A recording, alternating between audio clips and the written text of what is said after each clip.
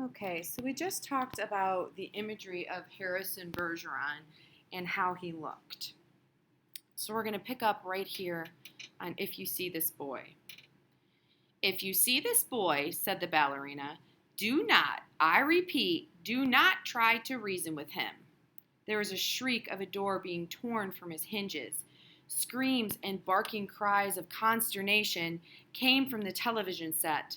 The photograph of Harrison Bergeron on the screen jumped again and again, as though dancing to the tune of an earthquake. George Bergeron correctly identified the earthquake, and well, he might have, for many was the time his own home had danced to the same crashing tune. My God, said George, that must be Harrison. The realization was blasted from his mind instantly by the sound of an automobile collision in his head. When George could open his eyes again, the photograph of Harrison was gone. A living, breathing Harrison filled the screen. Clanking, clownish, and huge, Harrison stood in the center of the studio.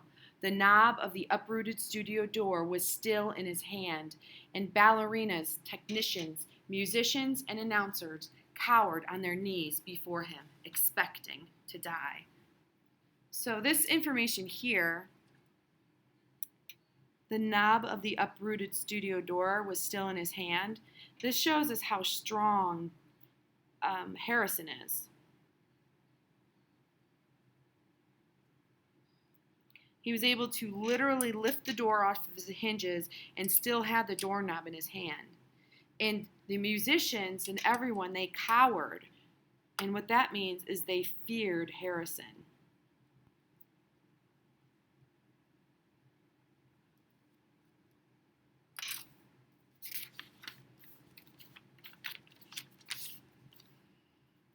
I am the Emperor, cried Harrison. Do you hear me? I am the Emperor. Everybody must do what I say at once. He stamped his foot and the studio shook. Even as I stand here, he bellowed, crippled, hobbled, sickened. I am a greater ruler than any man who ever lived. Now watch me become what I can become. And so here we have a little bit of irony. Because as readers, we expect Harrison to come and maybe challenge the government so everyone can be who they are and not have to have these handicaps and be equal. But instead, he's replacing a government with one ruler with a different kind of government with one ruler. So it's pretty ironic because people are still going to be under one rule of one man.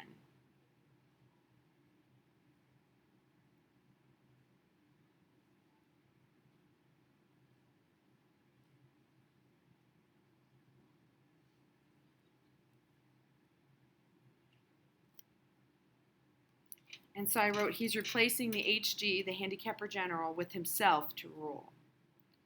Harrison tore the straps of his handicap harness like wet tissue paper. Here we have a simile. Tore straps guaranteed to support 5,000 pounds. So this is a simile to show how strong Harrison is. Because if you think about it, tearing wet tissue paper doesn't take any strength. So he's tearing these straps that were supposed to support 5,000 pounds, easy, like no big deal, like wet tissue.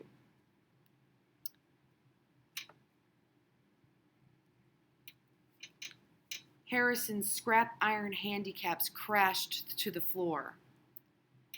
Harrison thrust his thumbs under the bar of the padlock that secured his head harness. The bar snapped like celery, and Harrison smashed his headphones and spectacles against the wall.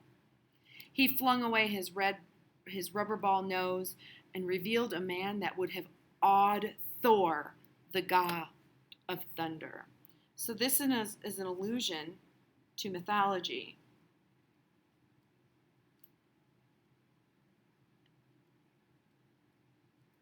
And compares him to a god.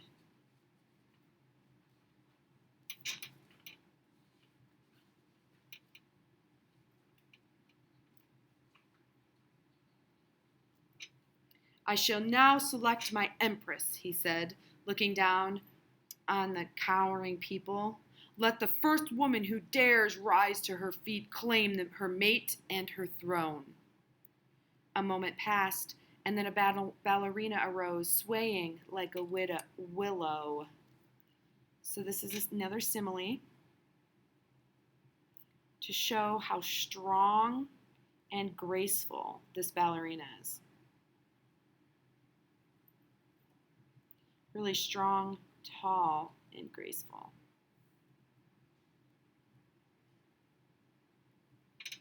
Harrison plucked the metal handicap from her ear, snapped off her physical handicaps with marvelous delicacy, and last of all, he removed her mask.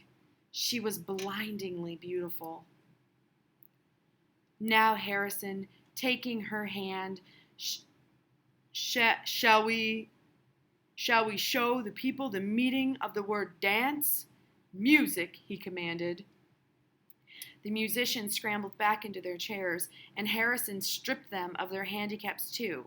Play your best, he told them, and I'll make you barons and dukes and earls, so they're rewarded if they do what the emperor says. The music began. It was normal at first, cheap, silly, false, but Harrison snatched 2 musicians from their chairs and waved them like batons as he sang the music as he wanted it played. He slammed them back into their chairs.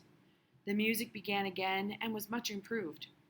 Harrison and his empress merely listened to the music for a while, listened gravely, as though synchronizing their heartbeats with it.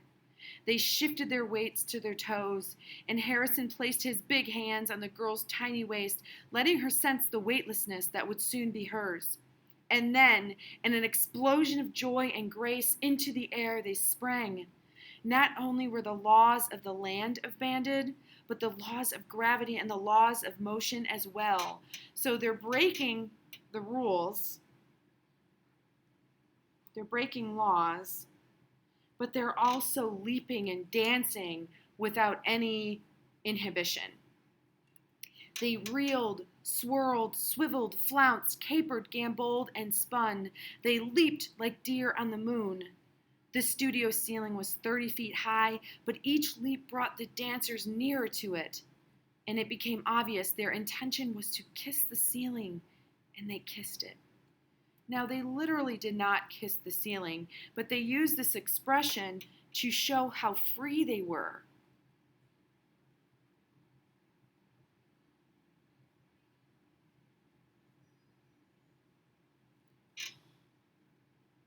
And then, neutralizing gravity with love and pure will, they remained suspended in air inches below the ceiling, and they kissed each other for a long, long time.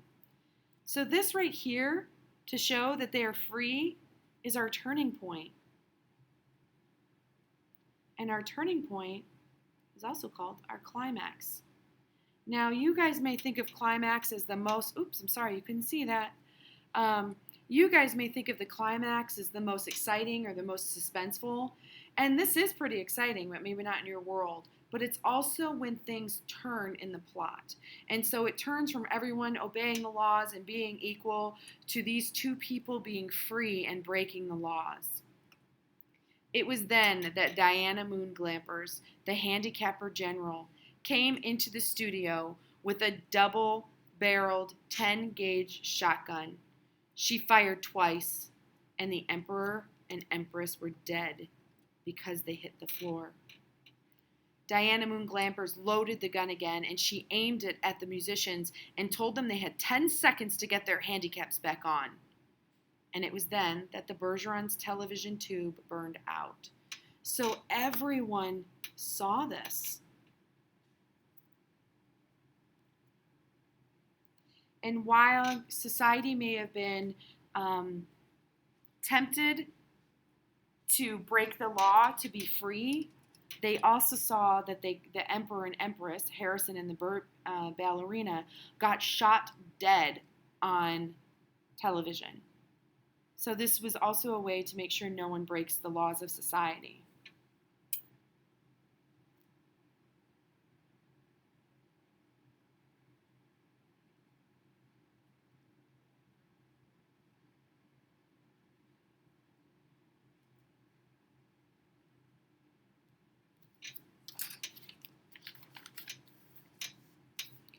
Hazel turned to comment about the blackout to George, but George had gone out into the kitchen for a can of beer. George came back in with the beer, paused while a handicap signal shook him up, and then he sat down again. "You've been crying," he said to Hazel. "Yup," she said. "What about?" he said. "I forget," she said. "Something was real sad on the television." "What was it?" he said. "It's all kind of mixed up in my mind," said Hazel. "Forget sad things," said George. "I always do," said Hazel. "That's my girl," said George. He winced. There was a sound of a riveting gun in his head.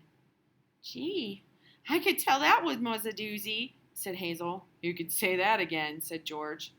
"Gee," said Hazel, "I can tell that one was a doozy." And that's the end. And so, what is our resolution?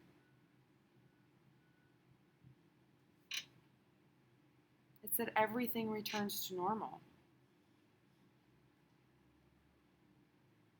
Well, I wouldn't say normal. To the way it was.